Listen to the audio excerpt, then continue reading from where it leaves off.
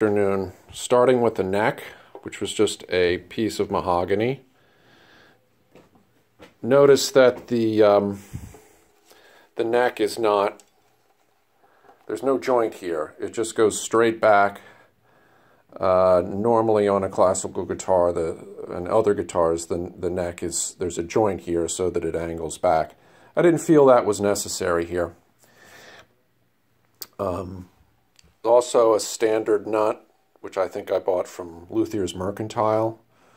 You can see I cut a little angle here to make it go in. Another peculiarity of this instrument is the bass, the 6th string is up here, whereas the number 4 string is here.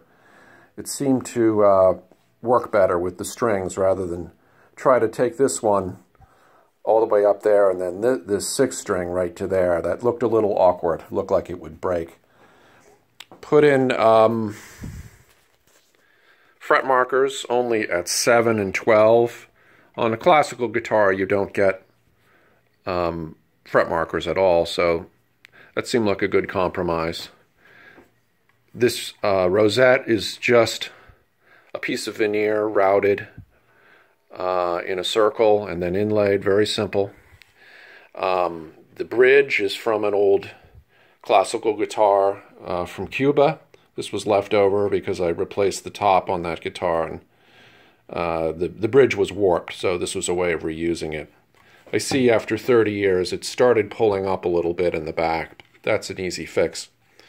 The body, the sides and the back are made of padauk, Indian wood, that is a little bit like rosewood, but it's renewable.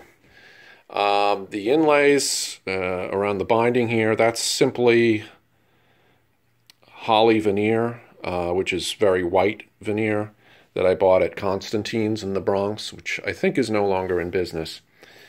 The headstock is also a piece of padauk that's just glued on here. I thought of doing a design something like here, but I've just never done it.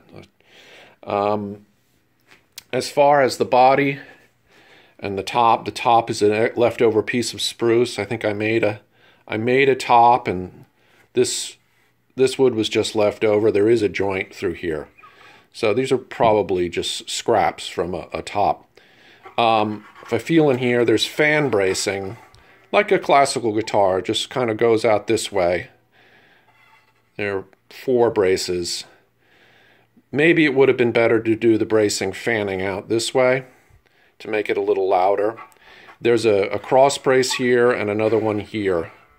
The goal here, more than sound, was that it holds up well, because it's a travel guitar, and when you travel, whatever you have with me is subject to a lot of banging and bruising. So it was really built for strength.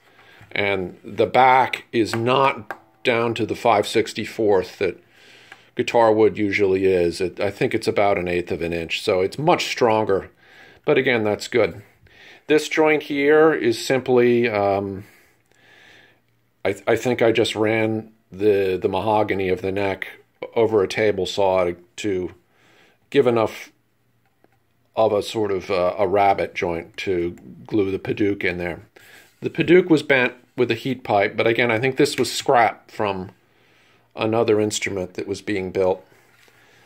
As you can see, I just did a little work with the inlays to give it a nice binding. Relatively easy to do. There aren't any sharp curves. I think this was the lower bout that this piece was cut from. And another feature of the back is, again, for strength. I didn't cut these all the way through. I left pieces in between to give it strength.